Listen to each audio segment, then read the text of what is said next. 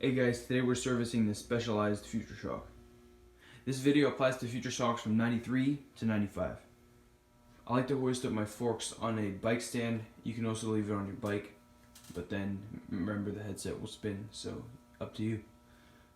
Some tools you're going to need are an 8mm wrench, a hex set, some pliers, or a C-clip remover.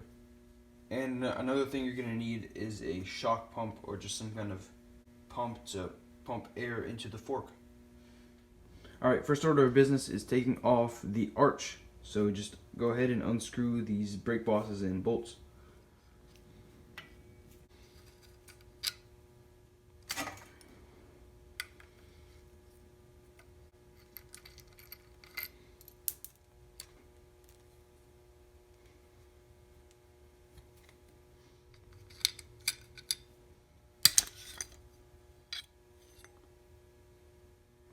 Alright, with the arch off, now we gotta loosen these pinch bolts and pull off the stanchion.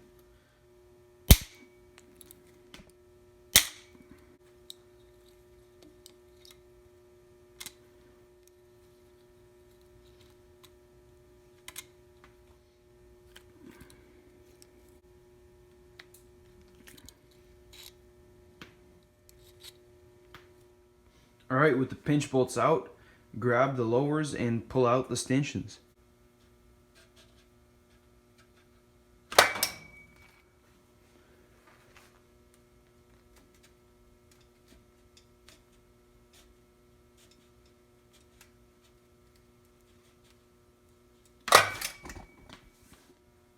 Alright, with the stanchions off, go ahead and pull off your boots.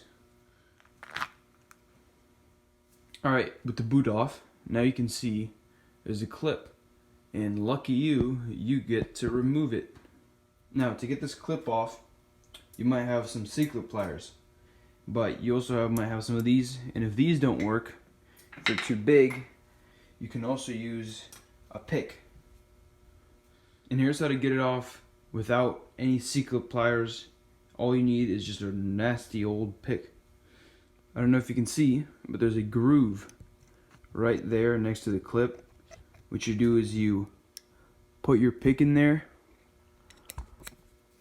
from an angle and then push it outwards.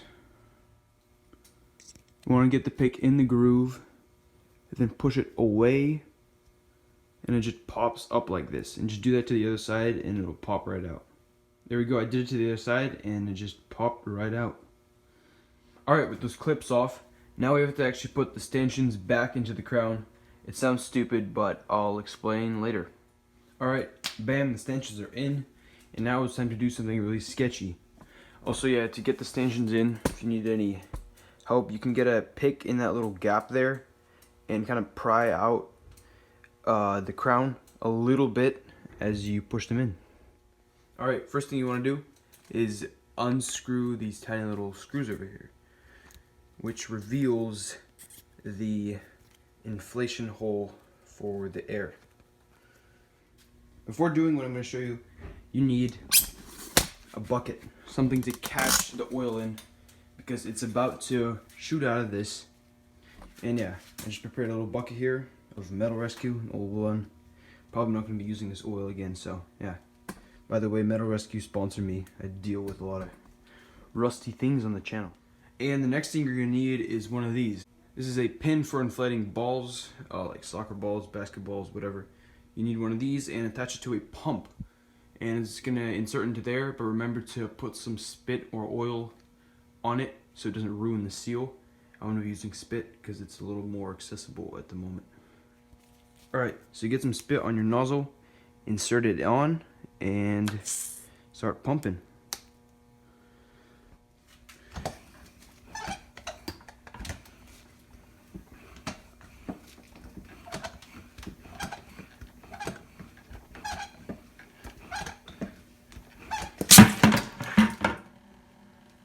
There you go.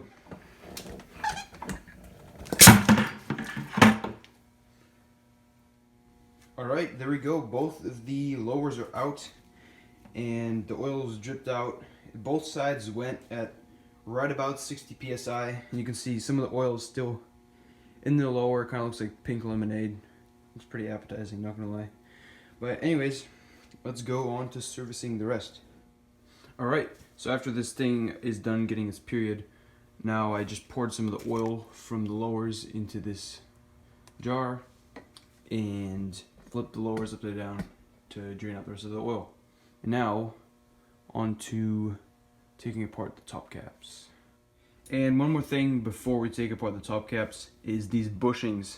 As you see here, these little gray things. You want to make sure they're gray and milky like this and not copper. If they're copper looking, that means they're worn out and should be replaced. And lucky for you, they don't make replacements unless someone will. But yeah, it's pretty much done for. You can take apart the bottom if they're shot and pretty much just salvage the fork for parts. Anyways, if you have a little bit of copper, that's fine, but just make sure they're not solid copper color. Alright, now on to taking off the top cap. So you need is a 19mm wrench and unscrew it. Alright, so I raised up the stanchions a bit, loosened the bolts, and then tightened them back up again, and unscrewed the top caps. Make sure to unscrew the silver part. Do it very slowly, carefully, make sure not to strip it. And when you take it off, looks like this, and there's a rod in there which this connects to.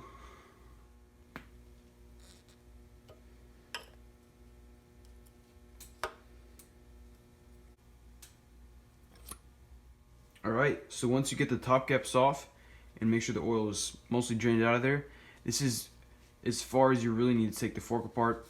Just make sure the seals, they slide really smooth. These bushings, you want to make sure they're really nice and smooth. If they're not, you want to take off the stanchions, pull them off, clean them, put some oil on, and make sure they slide nice and smooth. Alright, and for the cleaning, it's pretty straightforward. You don't need to do much. Make sure there's no debris at the bottom of the lowers. Make sure the top caps are clean, and just wipe down the boots. Make sure to keep the old oil there if they move smooth. You want to, when you put the new oil in, it'll just mix together. It's alright.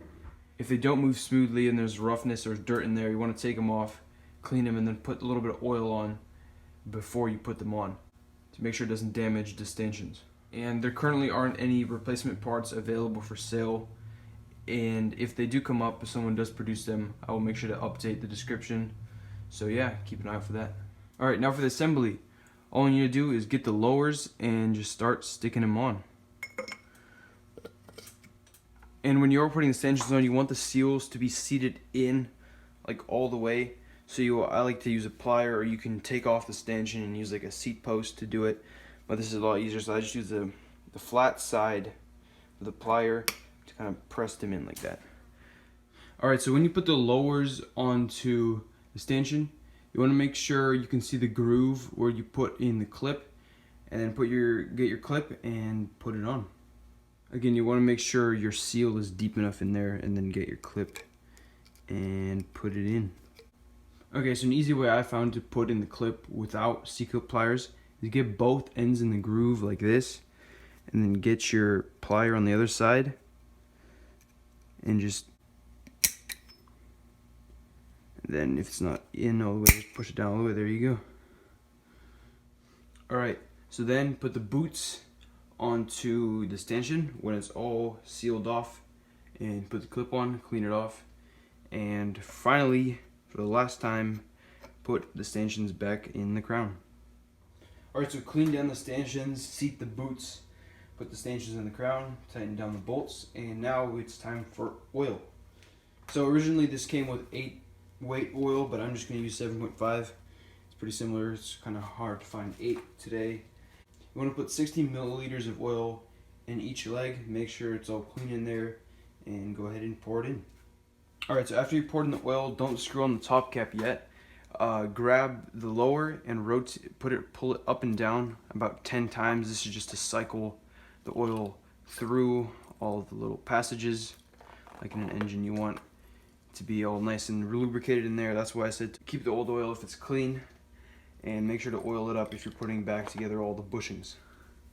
Even though it's already pre-lubricated, you want to just keep it a little bit more lubricated, because when you put it on the bike, it's going to be a lot harsher and you don't want to damage anything. Alright, so after all the oil is in, make sure top caps are clean, put them on. Make sure they're at the lowest setting. You shouldn't actually touch them at all after you take them off. And now it's time to inflate. Alright, before that, I'm actually going to put the arch on. You can use some Loctite if you want, and make sure these tabs are positioned correctly right here, like 90-degree angle towards the tire, like that. And tighten down the bolts evenly, and time to inflate. Alright, and same as last time, you want to cover the nozzle to inflate it, some spit or oil, and then go ahead and insert it on. And you want to pump it up anywhere between 38 and 42 psi. That's what the manual says, and yeah, it just depends on your weight. And after that, just screw in the 2 little screws, and you got yourself a fully rebuilt future shock.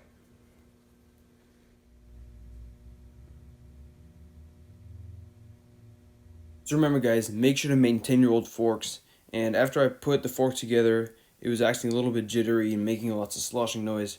So if that happens, make sure to add a little bit more oil in each leg. And as always, don't be afraid to use these older forks. Subscribe for more, and I'll see you in the next one.